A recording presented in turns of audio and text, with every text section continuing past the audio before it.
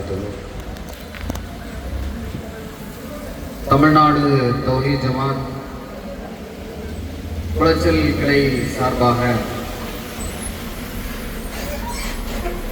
இந்த கருமுனை பிரச்சாரம் இங்கே நடைபெற்றுக் கொண்டிருக்கிறது. முன்மாதிரி முஸ்லிம் இளைஞர்கள் என்கிற தலைப்பின் கீழ் தொடர்ச்சியாக 4 மாத கால தொடர் பிரச்சாரத்தை நாம் ஆரம்பித்து தமிழகத்திலே இருக்கிற எல்லா பகுதிகளிலேயும் இந்த பிரச்சாரத்தை நாம் செய்து கொண்டிருக்கிறோம். இந்த பிரச்சாரத்தினுடைய நோக்கம் என்னவென்றால், இந்த இஸ்லாமிய மார்க்கத்தை கடைபிடித்து வாழுகிற முஸ்லிம் சமுதாய இளைஞர்கள் இந்த உலகத்திற்கே முன்மாதிரி முஸ்லிம் இளைஞர்களாக திகழ வேண்டும் என்பதற்காகவும், இஸ்லாமிய சமுதாயத்தில் இருக்கிற இளைஞர் பெருமக்கள் அல்லாஹ்வுடைய மார்க்கத்தின் பக்கம் கவனம் செலுத்தக்கூடியவர்களாகவும், வணக்க வழிபாடுகளிலே அக்கறையுடையவர்களாக மாற வேண்டும் என்பதற்கும், அல்லாஹ் நாளை மறுமையில் இந்த இளமை பருவத்தை பற்றி நம்மிடத்திலே விசாரணை செய்யும் பொழுது அதற்கான பதிலை சரியாக சொல்லி மறுமையிலே வெற்றி பெறக்கூடிய இளைஞர்களாக திகழ வேண்டும் என்பதற்காகவும் தான் இந்த பிரச்சாரத்தை நாம் செய்து கொண்டிருக்கிறோம்.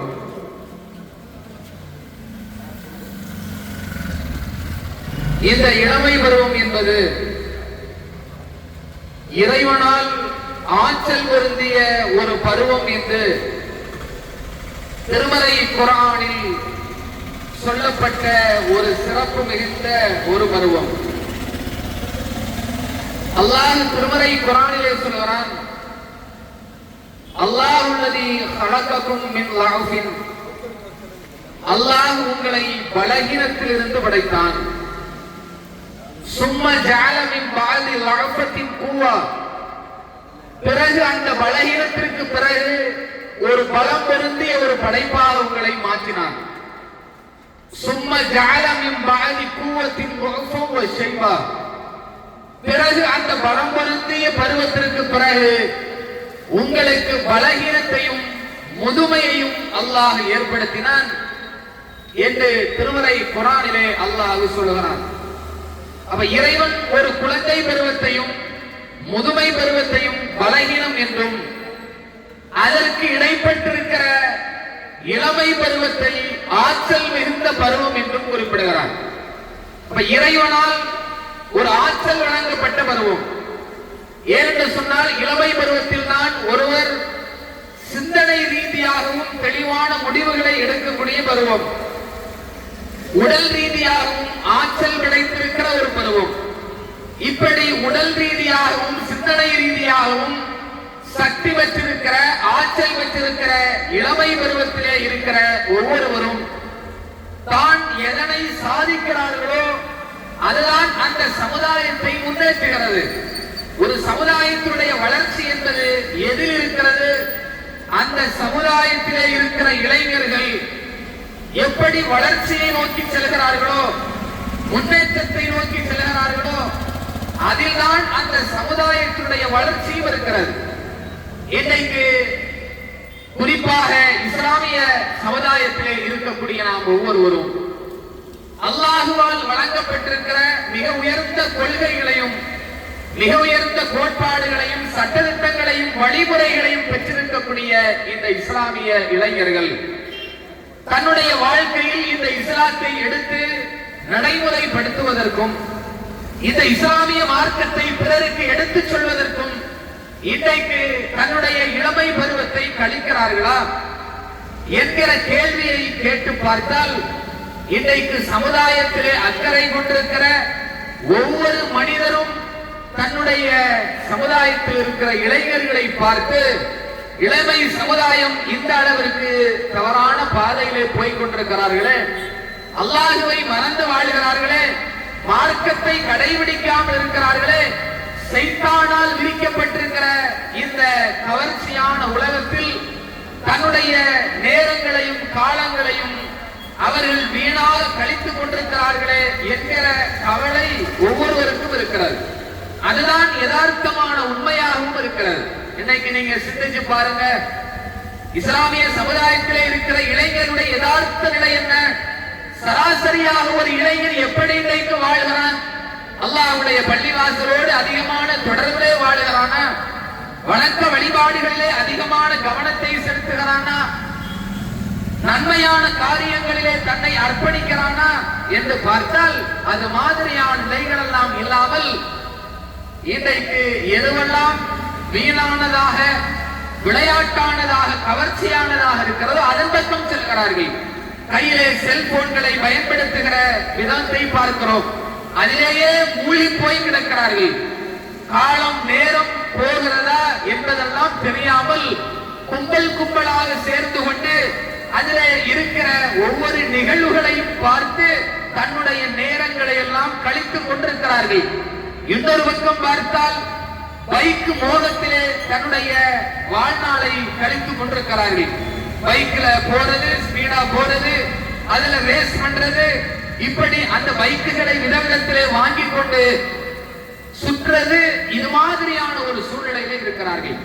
இன்னொரு பக்கம் பார்த்தால் காதல் வலைகளில் காதல் என்கிற பெயரால் தன்னுடைய இளமை பருவத்தை நாசப்படுத்திக் கொண்டு அதன் பின்னால் செல்லக்கூடியவர்களாக இருக்கிறார்கள்.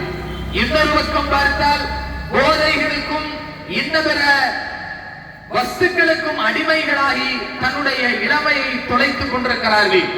இப்படி எந்த விதத்திலேயும் மார்க்கம் சொல்லுகிற ஒரு எச்சரிக்கையையும் கவனத்திலே கொள்ளாமல் தீமையான பாதையிலேயே மூழ்கி கிடக்கிற இந்த நிலை சரியானதா?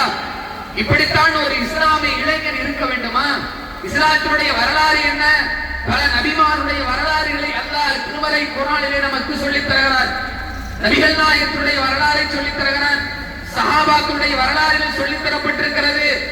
இந்த வரலாறுகளிலே எல்லாம் நீங்கள் பார்ப்பீர்கள் என்றால் இஸ்லாமிய இளைஞருடைய பங்கு என்பது மிகப்பெரியது.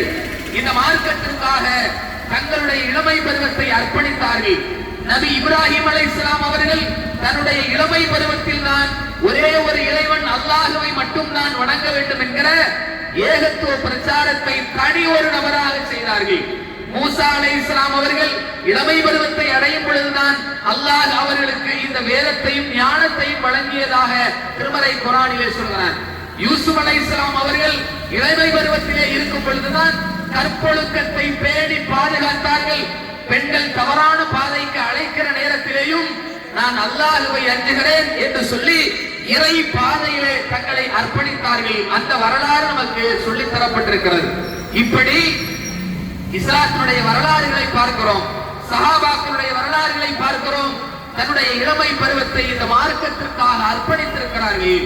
ஆனால் இன்றைக்கு இருக்கிற இஸ்லாமிய இளைஞருடைய நிலை என்ன? பள்ளிவாசலின் பக்கம் படையெடுக்கக்கூடிய நிலை நம்மிடத்தில் இருக்குதா? பள்ளிவாசலின் பக்கம் நாம படையெடுக்கிறோமா? பள்ளிவாசலே பாங்கு சொல்லப்படுகிறது. ஒவ்வொரு 5 நேர காலமும் பாங்கு சொல்லப்படும் பொழுது ஹய்யால ஸலா ஹய்யால் ஃபலா, நீங்கள் தொழுகையின் பக்கம் வாருங்கள், வெற்றியின் பக்கம் வாருங்கள் என்று அல்லாஹ் நமக்கு இந்த வழிமுறை ஏற்படுத்தி தந்திருக்கிறான. இதை கேட்டு செவியேற்று பள்ளிவாசலை நோக்கி படையெடுக்கிற இஸ்லாமிய இளைஞர் பட்டாலும் இன்றைக்கு இருக்கிறதா? சிந்தித்து பாருங்கள். அல்லாஹ் நமக்கு ஒவ்வொரு நேரத்திலே நினைவூட்டுகிறான், லா இலாஹ இல்லல்லாஹ் முஹம்மது ரசூலுல்லாஹ், அல்லாஹ் ஒருவன் மட்டும் நான் வணங்குவதற்கு தகுதியானவன், அவருடைய தூதர் முகமது நபி அவர்கள். ஹய்யால ஸலா, நீங்க தொழுகையின் பக்கம் பாருங்க, ஹய்யால் ஃபலா, வெற்றியின் பக்கம் நீங்கள் வாருங்கள் என்று அழைக்கப்படுகிற பாங்கோசைக்கு இன்னைக்கு இஸ்லாமிய சமுதாயத்தில் இருக்கிற இளைஞர்கள் அதற்கு செவி சாய்க்கிறாங்களா? பள்ளிவாசலை நோக்கி படையெடுக்கிறார்களா என்றால் இல்லை. எங்கேயோ ஊருக்கு ஒதுக்குப்புறமாக 10 பேர் 20 பேர் கூடிக்கொண்டு அவர்கள் தங்களுடைய நேரங்களை எல்லாம் கழித்துக் கொண்டிருக்கிறார்கள். பள்ளிவாசலே பாங்கோசை சொல்லப்பட்டதற்கு பிறகும் அவற்றை தன்னுடைய காதுகளிலே வாங்காமல் தன்னுடைய வாழ்க்கையை அவங்க வாழ்ந்துகிட்டு இருக்கிறாங்களே. இதற்குத்தான் அல்லாஹ் நமக்கு இந்த இஸ்லாமிய மார்க்கத்தை தந்திருக்கிறானா? சிந்தித்து பார்க்க வேண்டும். வணக்க வழிபாடுகளில் எந்த விதமான கவனமும் இல்லாமல் இருக்கிறவன் அல்லாஹ் நமக்கு இந்த இளமை பருவத்தை தந்திருக்கிறான். அதிலே ஆற்றலை வழங்கி இருக்கிறான். நமக்கு உயர்ந்த கொள்கைகளையும் கோட்பாடுகளையும் வழங்கி இருக்கிறான். எந்த விதத்தில் இறைவனுக்காக தியாகம் செய்திருக்கிறோம், எந்த விதத்தில் மார்க்கத்திற்காக நம்மை அர்ப்பணித்திருக்கிறோம். அல்லாஹ்வுடைய தூதர் குறிப்பிட்டார்கள், நாளை மறுமையினுடைய நிகழ்வுகளை பற்றி சொல்லும் பொழுது அரிசினுடைய நிழலில் அல்லாஹ் 7 சாராருக்கு நிழல் கொடுப்பான் என்று சொன்னார்கள். அல்லாஹ்வுடைய அரிசிக்கு கீழே ஒரு 7 சாராருக்கு அல்லாஹ் நிழல் கொடுக்கிறான். அதிலே ஒரு சாரார் யார் என்றால் இளைஞர்கள். ஷாபுன் நஷாஃபி இபாதத்தி ரப்பி, தன்னுடைய இறைவனின் வணக்க வழிபாடுகளில் தன்னை அர்ப்பணித்துக் கொண்ட இளைஞர்களுக்கு அல்லாஹ் என்ன செய்யறான்? அரிசிக்கு கீழே நிழல் கொடுக்கிறான். ஆனால் அந்த தகுதியை இன்னைக்கு நாம பெறுவதற்கு நாம் என்ன முயற்சி எடுத்திருக்கிறோம்? வணக்க வழிபாடுகள்ல மூழ்கி திளைக்க வேண்டும் என்று அல்லாஹ் சொல்றான். ஆனா இன்னைக்கு எந்த வணக்க வழிபாடும் இல்லை. இஸ்லாத்தினுடைய அடையாளங்கள் இருக்கிறது, இஸ்லாத்தினுடைய பெயர்கள் இருக்கிறது. ஆனா பள்ளிவாசல் பக்கம் எந்த இஸ்லாம் இளைஞரையும் காணல. நன்மையை ஏவுறதுல எந்த இஸ்லாமிய இளைஞனும் பங்கெடுக்கிறது இல்ல. தீமைகளை தடுப்பதிலே எந்த இஸ்லாமியனும் பங்கெடுக்கிறது இல்ல. பிறருக்கு தான தர்மம் செய்யறதுல, இப்படி எந்த நற்காரியங்களிலேயும் தன்னை அர்ப்பணிக்காமல் சைத்தானால் அலங்கரிக்கப்பட்டிருக்கிற இந்த அற்பமான இன்பங்களிலே மூழ்கி கிடக்கிறான். அவனுடைய உலகம் என்ன? அவனுடைய உலகம் பேஸ்புக் தான் அவனுடைய உலகம், இன்ஸ்டாகிராம் தான் அவனுடைய உலகம், வாட்ஸ்அப் தான் அவனுடைய உலகம். இந்த உலகத்திலேயே தன்னை அவன் மாய்த்து கொண்டிருக்கிறான். எந்த நேரத்திலேயே ரீல்ஸ் பார்க்கிறது, வீடியோ பார்க்கிறது, அதற்கு லைக் பண்றது, டேக் பண்றது, கமெண்ட் பண்றது, இப்படியே கேம்களை விளையாடுறது, இப்படியே நேரத்தை கழித்துக் கொண்டிருக்கிற இஸ்லாமிய இளைஞனே, நீ மறுமைக்காக எதை சம்பாதித்து வைத்திருக்கிறாய்? அல்லாஹ் நாளை மறுமையிலே உன்னிடத்துல நீ இஸ்லாமிய இளைஞனா இருந்திய உன்னுடைய இளமை பருவத்தை எப்படி கழித்தாய்? நீ வணக்க வழிபாடுகளில் கழித்தாயா? நீ மார்க்க அடிப்படையில் வாழ்ந்தாயா என்று கேட்டால் நாம பதில் சொல்வதற்கு நாம தயாரா இருக்கிறோமா? திருமறை குர்ஆனிலே ஒரு எச்சரிக்கை அல்லாஹ் நமக்கு சொல்லுகிறான். அதை நாம இன்றைக்கும் மனதிலே நிறுத்த வேண்டும். அல்லாஹ் திருமறை குர்ஆனிலே சொல்கிறான், யா அய்யுஹல்லதீன ஆமனூ, இறை நம்பிக்கையாளர்களே, மையர்தத்த மின்கும் அன் தீனி, உங்களிலே யாராவது இந்த மார்க்கத்தை நீங்கள் புறக்கணிப்பீர்கள் என்றால் ஃபஸௌஃப யஅத்தில்லாஹு பிகௌமின், அல்லாஹ் வேறொரு கூட்டத்தை கொண்டு வருவான். முஸ்லிம்களை பார்த்து அல்லாஹ் சொல்றான், இறை நம்பிக்கையாளர்களை என்று அழைத்து சொல்கிறான். அழைத்து அல்லாஹ் சொல்றான், நீங்க உங்களுடைய மார்க்கத்தை புறக்கணித்தால், மார்க்கத்தை கடைபிடிக்காமல் இருந்தால் ஃபஸௌஃப யஅத்தில்லாஹு பிகௌமின், அல்லாஹ் இன்னொரு கூட்டத்தை கொண்டு வருவான். யுஹிப்பூனஹும், அவர்கள் அல்லாஹ்வை நேசிப்பார்கள், அல்லாஹ்வும் அவனை நேசிப்பான் என்று அல்லாஹ் திருமறை குர்ஆன்ல சொல்றான். இன்னைக்கு அப்படிப்பட்ட கூட்டமாக நாம் இருக்கிறது இல்ல. மார்க்கத்தை புறக்கணிக்கிறோம். தொழுகை வணக்க வழிபாடு இல்ல, இஸ்லாம் சார்ந்த எந்த காரியத்தையும் செய்யறது இல்ல, நாம நன்மையை ஏவுறது இல்ல, தீமையை தடுக்கிறது இல்ல, அல்லாஹ் எதை சொல்லி இருக்கிறானோ அதை செவிதாய்த்து கேட்கிறது இல்ல, நம்முடைய வாழ்க்கையிலே கடைபிடிக்கிறது கிடையாது. இப்படி நாம் வாழும் பொழுது நாம் மார்க்கத்தை புறக்கணித்த அந்த நிலையில தானே வாழ்கிறோம். நமக்குத்தான் அல்லாஹ் எச்சரிக்கை விட்டுகிறான், நீ மார்க்கத்தை புறக்கணித்தால், உனக்கு வழங்கப்பட்டிருக்கிற நல்வழியை நீ கடைபிடிக்கவில்லை என்றால் அல்லாஹ் வேறொரு கூட்டத்தை கொண்டு வருவான், உன்னை அழித்து விடுவான். உன்னை அழித்து விட்டு இன்னொரு கூட்டத்தை கொண்டு வருவான். அவங்க எப்படி இருப்பாங்க? இறைவனை நேசிப்பார்கள், அல்லாஹ்வும் அவர்களை நேசிப்பான். அவர்கள் இந்த மார்க்கத்திற்காக தங்களை அர்ப்பணிப்பார்கள். பழிப்பவருடைய பழி சொல்லுக்கெல்லாம் அவர்கள் அஞ்சாமல் இந்த மார்க்கத்தை கடைபிடிப்பாங்க என்று அல்லாஹ் திருமறை குர்ஆனிலே நமக்கு சொல்லுகிறானே, அந்த எச்சரிக்கையை நாம் நினைவுபடுத்த வேண்டும். அப்படி நினைவுபடுத்தி விட்டு நாம் மார்க்க விஷயங்களை சரியா நடக்கிறோமா? வணக்க வழிபாடுகள் விஷயத்திலே சரியாக நடக்கிறோமா? இன்னைக்கு மரணம் என்பது நமக்கு வந்துவிட்டால் அல்லாஹ்விடத்திலே நாம் என்ன பதில் சொல்ல இருக்கிறோம்? மறுமையுடைய வெற்றிக்காக என்ன சம்பாதித்திருக்கிறோம் என்று நாம் நாம சிந்தித்து பார்க்க வேண்டும். இந்த இளமை பருவம் என்பது அவ்வளவு பெரிய முக்கியத்துவம் வாய்ந்த பருவம். அல்லாஹ்வால் கவனிக்கப்படுகிற இளமை பருவத்தை வழங்கி இருக்கிற நீ அல்லாஹ்வுக்காக பாடுபட்டு இருக்கிறியா?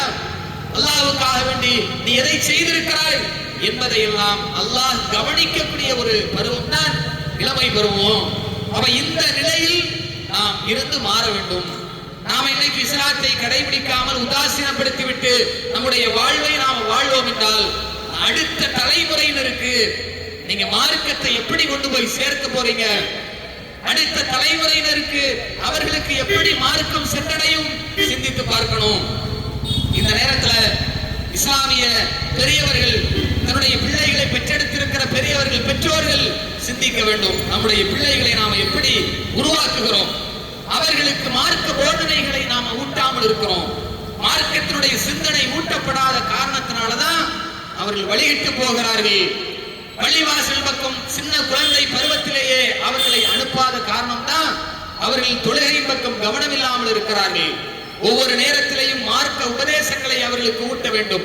நபிகள் நாயகம் ஸல்லல்லாஹு அலைஹி வஸல்லம் அவர்கள் இந்த இஸ்லாமிய இளைஞர்களுக்கு பல உபதேசத்தை செய்தார்கள். ஒரு கட்டத்தில் ரசூலுல்லாஹ் சொன்னாங்க, இஹ்ஃபலில்லாஹ யஹ்ஃபல்க. இஸ்லாமிய இளைஞனே, நீ அல்லாஹ்வுடைய விஷயத்திலே நீ பேணுதலாக நடந்தால் யஹ்ஃபல்க, அல்லாஹ் உன்னை பாதுகாப்பான். அல்லாஹ் உன்னை பாதுகாப்பான். நீ இறை விஷயத்துல சரியாக நடந்து கொள். அந்த பாதுகாப்பு என்பது இந்த உலகத்திலேயும் நமக்கு கிடைக்கும், நாளை மறுமையிலேயும் கிடைக்கும். இந்த உலகத்திலே மார்க்கத்தை புறக்கணித்து விட்டு அதனை சரியாக கடைபிடிக்காமல் நாம வாழ்வோம் என்றால் இந்த உலகத்திலேயும் இறைவனுடைய அருள் இல்லை. நாளை மறுமையிலேயும் அல்லாஹ்வுக்கு முன்னாடி என்ன பதில் சொல்ல போறோம்? அல்லாஹ் நம்மிடத்துல கேட்பான, நீ இஸ்லாத்தை அறிந்திருந்தாயே, நீ என்ன வணக்க வழிபாட்டில் ஈடுபட்ட, நீ இறைவனுக்காக வேண்டி என்ன செய்தாய் என்று நம்மிடத்துல கேட்டால் நாம் பதில் சொல்லுவதற்கு தயாரா இருக்கிறோமா? மறுமை என்பது எந்த நிலையிலையும் நம்மிடத்திலே வரலாம். மரணம் நம்மிடத்திலே வந்துவிட்டால் மறுமையினுடைய வாழ்க்கையை நாம சந்தித்து விடுவோம். சிந்தித்து பாருங்கள், எத்தனை இஸ்லாமிய இளைஞர்கள் இன்றைக்கு மரணத்தை சந்தித்திருக்கிறார்கள். பைக்கிலே வேகமாக சென்று போய் ஆக்சிடென்ட் ஆகி இறந்து போன எத்தனையோ பேர் இருக்கிறார்கள். தற்கொலை செய்து கொண்டவர்கள் இருக்கிறார்கள். தவறான போதை பழக்க வழக்கங்களுக்கு அடிமைகளாகி மரணித்தவர்கள் இருக்கிறார்கள். இன்னும் இதே நிலையில் வாழக்கூடிய பல இஸ்லாமிய இளைஞர்கள் இருக்கிறார்கள். இந்த காலகட்டத்திலே மரணம் உங்களை சந்தித்து விட்டால் நீங்க அல்லாஹ்விடத்தில் எந்த நன்மையை கொண்டு போய் கொடுத்து சுவனத்தை அடைவதற்கு நீங்கள் தயாராகி இருக்கிறீர்கள்? அல்லாஹ் திருமறை குர்ஆன்ல கேட்கிறான், யா அய்யுஹல்லதீன ஆமனூ, இறை நம்பிக்கையாளர்களே, ஃபல் தன்துர் நஃப்சுன் மா கத்தமத் லிகதின், நீங்கள் ஒவ்வொருவரும் நாளை மறுமைக்காக எதை சம்பாதித்து வைத்திருக்கிறீர்கள் என்று நீங்கள் பார்க்க வேண்டும். இத்தகுல்லாஹ், அல்லாஹ்வை நீங்கள் பயப்பட வேண்டும். பயப்பட்டு அல்லாஹ்வுக்கு அஞ்சி அந்த மார்க்கத்தை கடைபிடித்து மறுமைக்காக வேண்டி நீங்க சேர்க்கணும். நீங்க உலகத்திற்காக சேர்க்கிறோமா இல்லையா? எதற்காக வேண்டி உலகத்துல சம்பாதிக்கிறோம்? உலகத்துல நிம்மதியா வாழணும், நமக்கு என்று வாகனம் இருக்கணும், வீடு இருக்கணும், நிம்மதியா தூங்கணும், சாப்பிடணும், ஏழையா போயிடக்கூடாது, அடுத்தவன்ட்ட கையேந்தி விடக்கூடாது, நாம நிம்மதியா வாழ வேண்டும் என்பதற்காகத்தான உலகத்துல உழைக்கிறோம். அதே தான் அல்லாஹ் சொல்றான், மறுமைக்காக நீ உழைக்கணும். மறுமைக்காக வேண்டி என்ன சம்பாதிச்சிருக்கிற என்று அல்லாஹ் திருமறை குர்ஆனிலே கேட்கிறானே. ஓ இஸ்லாமிய இளைஞனே, இளைஞர் பட்டாளமே, நீ அல்லாஹ்வுடைய மார்க்கத்திற்காக என்ன செய்திருக்கிறாய்? உன்னுடைய மறுமை வாழ்விற்காக நீ என்ன செஞ்சிருக்கிறாய்? இந்த விளையாட்டும் வீணும் தான் உன்னுடைய மறுமை வெற்றிக்கு வித்தாக அமையுமா? நீ இப்படி உலக போகத்திலே உன்னுடைய வாழ்வை கழித்தால் நீ மறுமையிலே என்ன வெற்றியை பெறுவாய்? அல்லாஹ் உனக்கு எப்படி சுவனத்தை எடுத்து தருவான்? நீ இன்றைக்கு தீமையான காரியங்களை செய்து கொண்டிருந்தால் மறுமையினுடைய வெற்றி உனக்கு கேள்விக்குறியாகி விடாதா? இதைவற்றை சிந்திக்க வேண்டும். பெற்றோர்கள் தன்னுடைய பிள்ளைகளுக்கு இஸ்லாத்தை போதிக்க வேண்டும், அவர்களுக்கு இறையச்சத்தை ஊட்ட வேண்டும். இன்றைக்கு இருக்கிற காலகட்டம் என்பது இஸ்லாமிய இளைஞர்கள் முழுமையாக இஸ்லாத்தை விட்டும் தன்னை உலகத்தினுடைய மோகத்திற்கு அடிமைகளாக ஆக்கி இருக்கிற ஒரு காலகட்டமாக இருக்கிறது. இந்த நேரத்தில் தான் திருமறை குர்ஆனிலே ஒரு வசனத்தை நாம் எல்லாம் சிந்திக்க கடமைப்பட்டிருக்கிறோம். திருமறை குர்ஆனிலே அல்லாஹ் சொல்கிறான், சைத்தான் தன்னுடைய இறைவிடத்திலே சொல்கிறான், கால ரப்பி, இறைவா, பிமா அகுவைத்தனி, இறைவா நீ என்னை வழிகெடுத்து விட்டாய். அப்படி வழிகெடுக்கிறதுக்கு காரணம் மனித சமுதாயம் தான். எனவே இந்த மனித சமுதாயத்திற்கு உலகத்திலே இருக்கிற ஒவ்வொன்றையும் அழகாக காட்டி அவர்களை நான் வழிகெடுப்பேன். உலகத்தில் இருக்கிற இந்த தவறான காரியங்களை எல்லாம் அழகாக காட்டுறேன். இன்னைக்கு அதுக்குத்தான அடிமையாய் கிடக்கிறோம். நாம செல்போன்ல பேஸ்புக்க பார்த்து அழகா இருக்குது. ஒவ்வொன்றையும் தட்டி தட்டி தட்டி மேல தூக்கி தூக்கி பார்க்கும் பொழுது ஒவ்வொரு காட்சிகளும், ஒவ்வொரு படங்களும், ஒவ்வொரு நடிகருடைய படங்களும், ஆடல் பாடல் நிகழ்ச்சிகளும், கிரிக்கெட் நிகழ்ச்சிகளும், அதுவெல்லாம் நமக்கு அழகாக நம்முடைய நேரத்தை கழித்துக் கொண்டே இருக்கிறது. இன்ஸ்டாகிராமுக்கு போனா கண்ணுக்கு கவர்ச்சியாக ஒவ்வொரு வீடியோக்களும் வந்து விழுந்து கொண்டே இருக்கிறது, பார்த்து கொண்டே இருக்கிறோம். சைத்தான் அதை அலங்கரித்து காட்டிக்கொண்டே இருக்கிறான். வாட்ஸ்அப்புக்குள்ள போனா நேரம் போறதே தெரியல. அப்ப இவையெல்லாம் நம்முடைய வணக்க வழிபாடுகளை துளைத்திருக்கிறது, இறையச்சத்தை நாசப்படுத்தி இருக்கிறது, இஸ்லாமிய உணர்வை இல்லாமலாக்கி இருக்கிறது. இதைத்தான் சைத்தான் அல்லாஹ்விடத்திலே சொல்கிறான், யா அல்லாஹ் நான் இவர்களை வழிகெடுப்பேன். ஏன் நான் வழிகெட்டு போனதற்கு இந்த மனிதன் காரணம். அப்படி அமைஞ்சிட்டான், நான் அவனை வழிகெடுப்பேன்.